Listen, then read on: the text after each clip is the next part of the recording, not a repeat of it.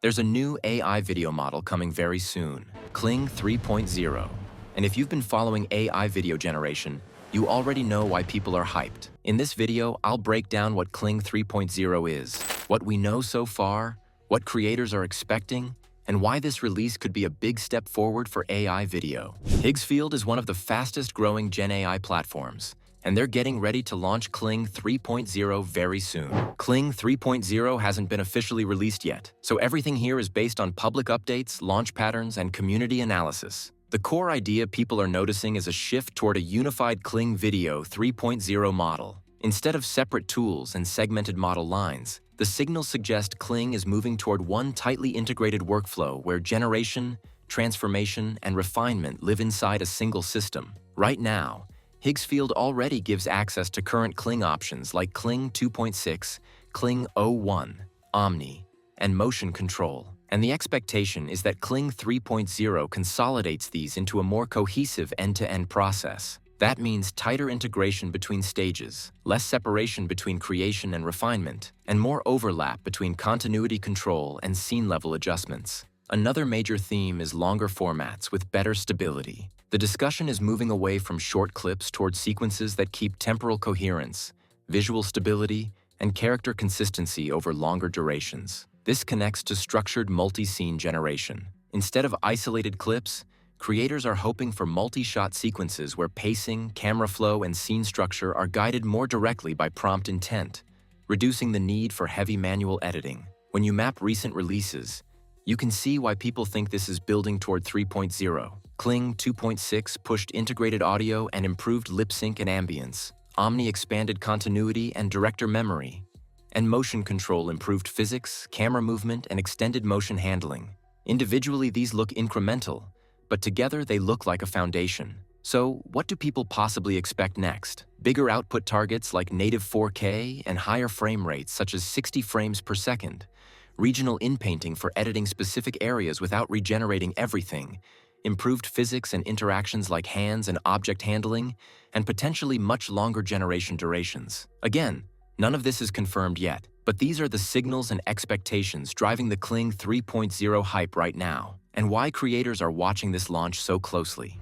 On X, Higgsfield has already started teasing Kling 3.0, and this is where a lot of the early hype comes from. Even without a full announcement, the message is clear. Something big is coming soon. What really stands out is the reaction in the replies. You can see creators actively saying they're waiting for Kling 3.0, asking about access, and talking about quality improvements they hope to see. There's a strong sense that this isn't just a small update. People are reacting as if Kling 3.0 is expected to be a major step forward, especially when it comes to consistency, motion quality, and overall production readiness. This kind of response is exactly what you expect right before a highly anticipated release. On Instagram, creators are clearly paying attention and actively waiting for access. Just look at the amount of activity around Kling 3.0 right now. There's a lot of discussion, reactions, and people openly saying they're ready to try it as soon as it goes live. I'm curious what you think about this release. Do you see Kling 3.0 as a meaningful next step for AI video? Or are you waiting to see real results first?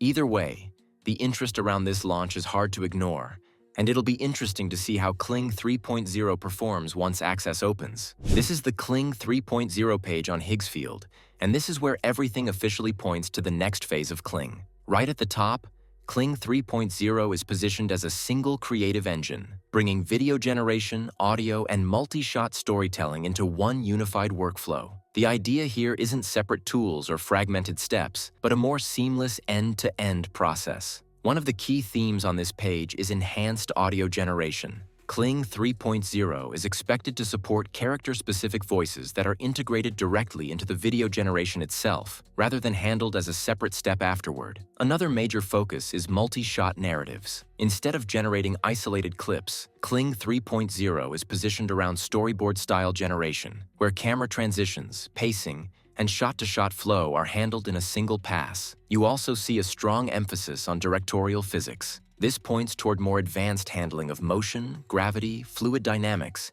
and complex interactions, especially in scenes with movement, vehicles, or physical contact. A big highlight here is the native 4K cinematic workflow. Kling 3.0 is described as targeting ultra-high-definition output with native text rendering and a more production-oriented visual pipeline. Scrolling further, the page talks about extended cinematic pacing. Kling 3.0 is rumored to support longer generations, moving beyond short clips toward sequences that allow fuller narrative arcs and better continuity. Another important concept is absolute subject consistency. The goal here is reducing visual drift over time, keeping characters, objects, and scenes stable across longer shots and camera movement. You'll also notice references to intelligent scene reasoning. This suggests a direction toward reasoning-based editing, where creators can modify videos using natural language instead of regenerating everything from scratch. Toward the bottom of the page, Higgsfield highlights the broader ecosystem, a large creative community already using Kling models today, with Kling 3.0 positioned as the next step in that evolution. And finally, this page makes it clear where to go next. If you want early access to Kling 3.0 when it goes live, this is the page to watch, and I'll leave the direct link in the description. If you still have questions about Kling 3.0, Higgsfield already answers the most common ones right here on this page. First, what is Kling 3.0?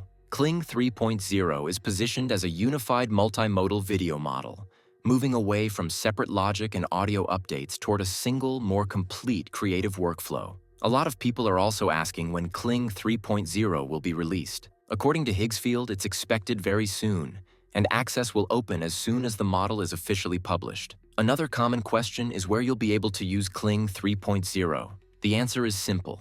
It will be available directly on Higgsfield. Many creators are also curious about how Kling 3.0 differs from version 2.6. While Kling 2.6 focused on native audio and synchronized motion, Kling 3.0 evolves this into a more complete AI director-style workflow with multi-shot storyboarding, stronger consistency, and improved scene handling.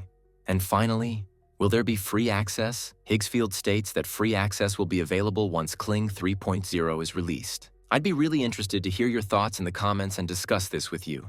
Let's see how Kling 3.0 performs once it's officially released. Subscribe to the channel if you want to stay up to date with the latest AI trends and updates. See you soon.